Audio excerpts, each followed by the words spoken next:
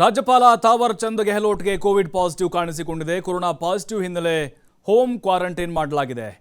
ಮನೆಯಲ್ಲೇ ಚಿಕಿತ್ಸೆ ಪಡಿತಾ ಇದ್ದಾರೆ ರಾಜ್ಯಪಾಲ ಗೆಹ್ಲೋಟ್ ಅವರು. ರಾಜ್ಯಪಾಲ ತಾವರ್ ಚಂದ್ ಗೆಹ್ಲೋಟ್ ಅವರಿಗೆ ಕೋವಿಡ್ ಕಾಣಿಸಿಕೊಂಡಿದೆ. ಸದ್ಯಕ್ಕೆ ಅವ್ರನ್ನ ಹೋಮ್ ಕ್ವಾರಂಟೈನ್ ಮಾಡಲಾಗಿದೆ. ಅಂದರೆ ಅವರ ಮನೆಯಲ್ಲೇ ಈ ರಾಜಭವನದಲ್ಲಿ ಅವರ ಸರ್ಕಾರಿ ನಿವಾಸ ಇದೆಯಲ್ವಾ, ಅಲ್ಲಿ ಈಗ ಚಿಕಿತ್ಸೆಯನ್ನು ಕೊಡಿಸಲಾಗ್ತಾ ಇದೆ. ಆರೋಗ್ಯ ಸ್ಥಿರವಾಗಿದೆ ಅನ್ನುವಂಥ ಮಾಹಿತಿಯನ್ನು ಕೊಟ್ಟಿದ್ದಾರೆ ಈಗ. ಬಟ್ ಈಗ ವಿಶ್ರಾಂತಿ ಬೇಕು, 1 ವಾರಗಳ ಕಾಲ ಆದರೂ ಕೂಡ ಈಗ ಅವ್ರಿಗೆ ವಿಶ್ರಾಂತಿ ಬೇಕಾಗುತ್ತೆ. ಬಟ್ ಇಲ್ಲಿ ಆತಂಕ ಬಂದಿರೋದು BJP ನಾಯಕರ ನಿಯೋಗ.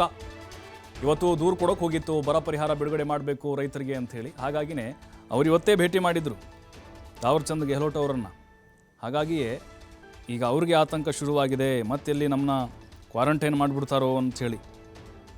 ತಾವರ್ ಚಂದ್ ಗೆಹ್ಲೋಟ್ ಅವರು ಅವರ ಒಂದು ನಿಗದಿತ ಕಾರ್ಯಕ್ರಮಗಳನ್ನು ರದ್ದು ಮಾಡಲಾಗಿದೆ, ಅವರು ಗುಣಮುಖರಾಗುವವರೆಗೂ ಕೂಡ.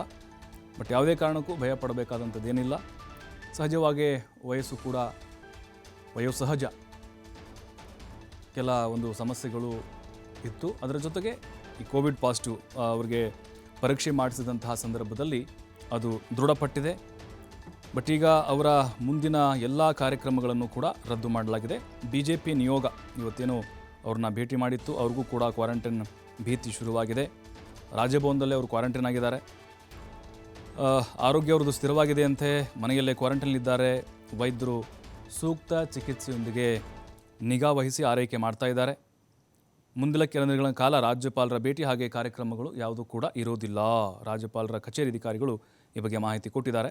ಅಶೋಕ್ ಅವರ ನೇತೃತ್ವದ ಒಂದು BJP ಟೀಮ್ ರಾಜ್ಯಪಾಲರನ್ನ ಭೇಟಿ ಮಾಡಿತ್ತು. ಬರಗಾಲದ ಹಿನ್ನೆಲೆ ರೈತರಿಗೆ ಸೂಕ್ತ ಪರಿಹಾರ ಕೊಡಬೇಕು ಅಂತ, ಸರ್ಕಾರಕ್ಕೆ ನಿರ್ದೇಶನ ನೀಡಬೇಕು ಅಂತ ಮನವಿ ಕೂಡ ಮಾಡಿದರು.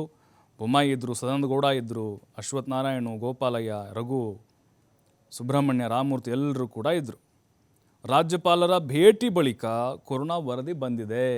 ಅದಕ್ಕೂ ಮುಂಚೆ ವರದಿ ಬಂದಿರಲಿಲ್ಲ, ರಿಪೋರ್ಟ್ ಬಂದಿರಲಿಲ್ಲ. ಅವರು ಈ ಕಡೆ ಬಂದಿದ್ದಾರೆ ಮನವಿ ಕೊಟ್ಟು, ಆಚೆ ಅಲ್ಲಿ ನೋಡಿದರೆ ಪಾಸಿಟಿವ್ ಬಂದುಬಿಟ್ಟಿದೆ.